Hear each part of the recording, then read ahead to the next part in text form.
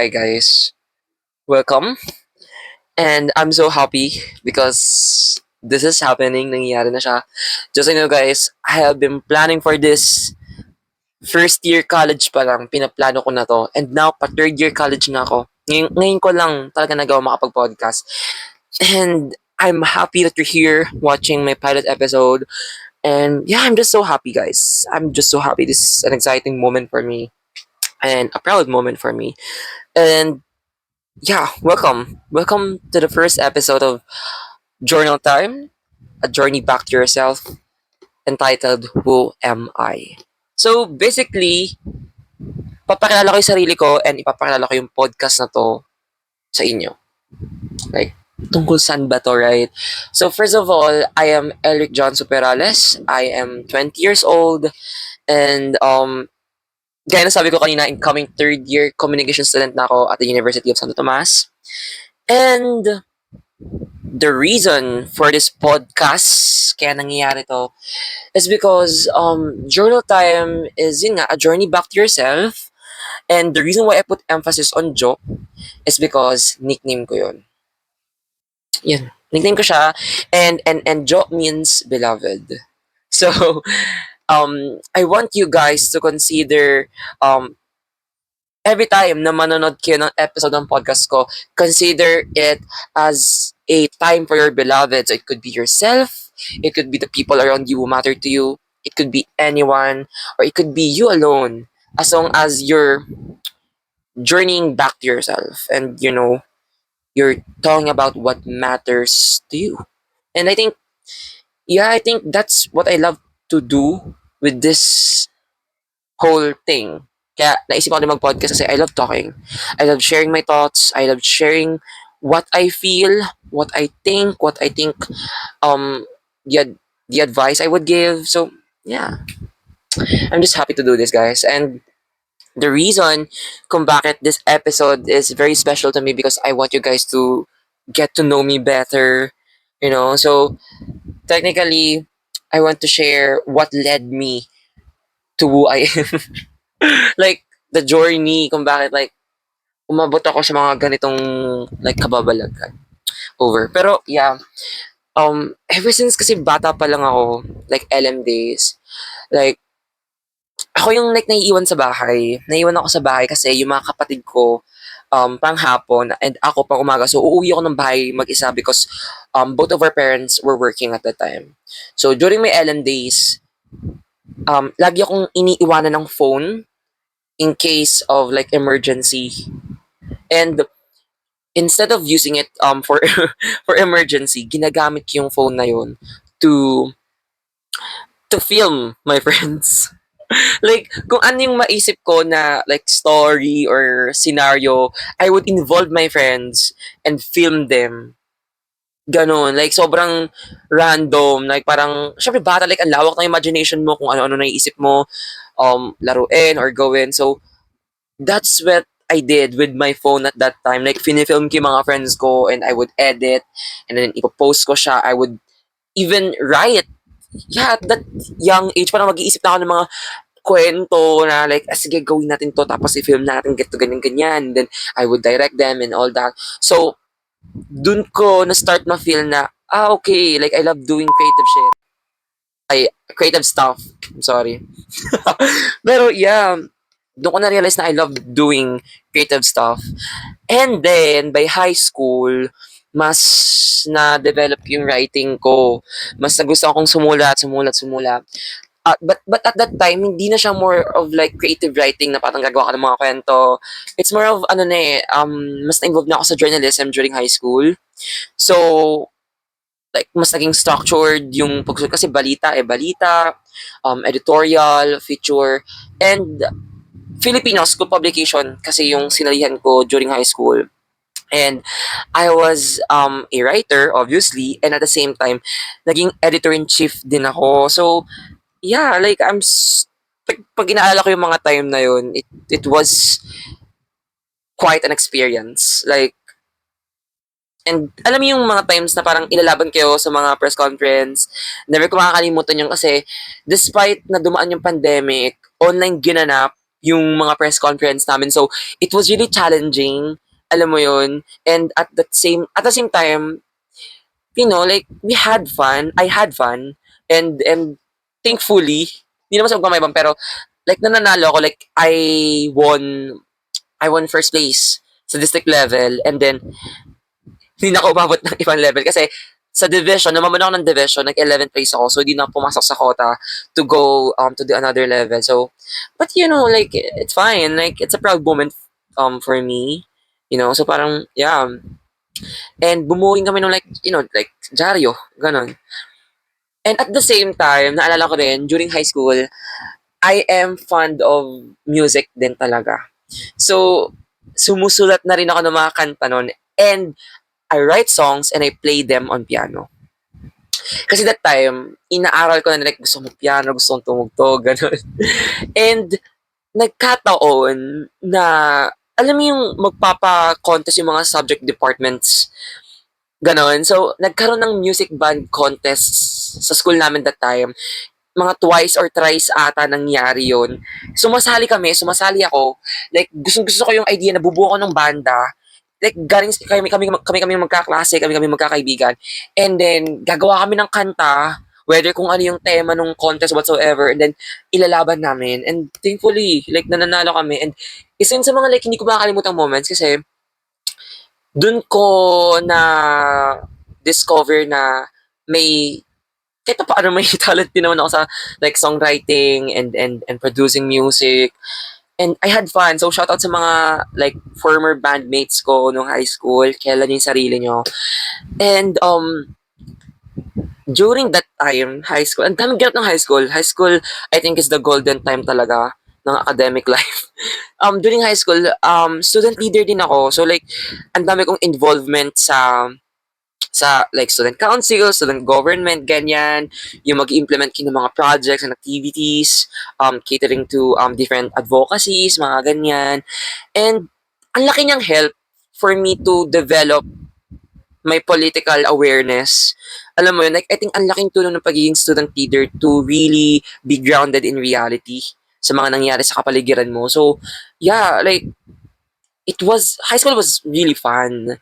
Kaya nung, kaya nung nag-senior high school ako, sa PUP, Manila. And at that time, ramdam na ramdam ko yung burnout ko. I think we all had that experience na yung burnout ka na, yung parang pigang-piga ka na, and you feel like wala ka nang maibubuga, ganun. And at that time, like, grabe yung worry and anxiety ko na parang, oh my God, like, hindi na lang siya secondary high school, like, university na siya, and na-pressure ako and the culture shock ako during my time in PUP. Nung senior high sa PUP, ABM yung stand ko at that time. But, upon graduating, na-realize ko na wala dun hindi ko siya na-enjoy. Like, okay, nagigets ko siya, nakakapasa ako and whatsoever. And thankfully, I graduated with high honors. But, aware ako sa sarili ko na hindi ko siya na-enjoy. Like, ginagawa ko lang talaga siya. And, para kasi sa akin, like, mahalaga na nagagawa mo, nagagampanan mo yung inaaral mo, and you know what you do, alam mo yung ginagawa mo, naiintindihan mo. But, like, mahalaga rin naman na na-enjoy mo siya. So, nung time na yon, before ako mag-step into college, nagko-contemplate na ako if like, mag-business related program ba ako or mag-art related program ba ako.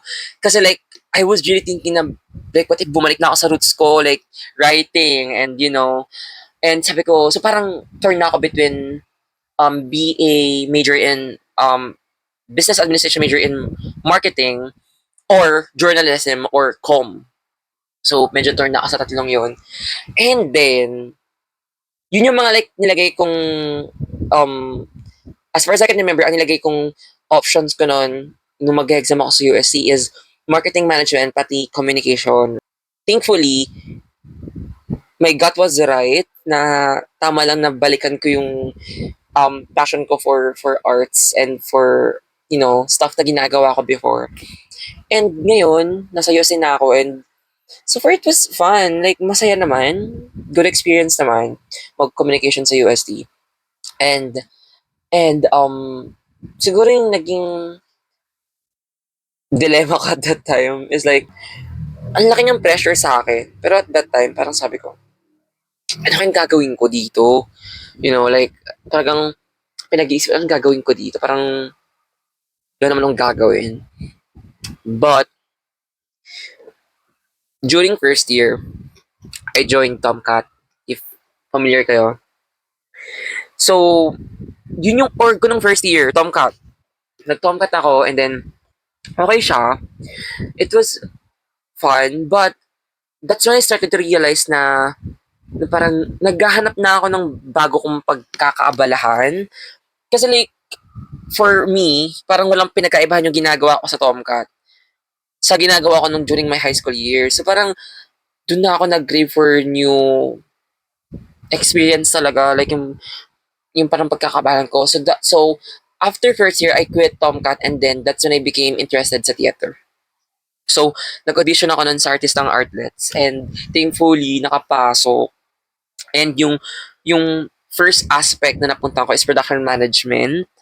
So, during that time, it was more of the business side of the theater. So, parang you sell the show, and you find sponsors and partners, ganyan.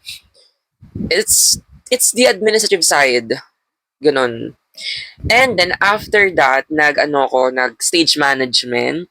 So yun medyo mix of ano na siya, of creative and administrative kasi stage management is a huge aspect na malawak siya to the point na it's a structure of how the production would run from the very first hanggang sa like ganun kalaki yung part ng stage management. And after that, dun ko na pinursue yung fantasy na like, ay gusto ko mag-acting ganun. Gusto ko mag-try. I want to come out of my comfort zone and try doing, acting. And nag-audition ako, and thankfully, nakakuha ako ng role.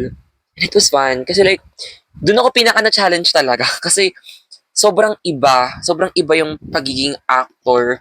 Kasi like yung mga first aspects na napuntahan ko, parang kayo yung nagmamando, ganyan. And then, pagdating ng acting, you are learning to become more submissive. Kasi parang blank canvas for the vision to happen. So, yeah, it was a humbling experience and learning experience, of course. Like, sobrang saya niyang gawin. And, yeah, I think theater is such a good platform to be versatile talaga. Kasi, ang lawak.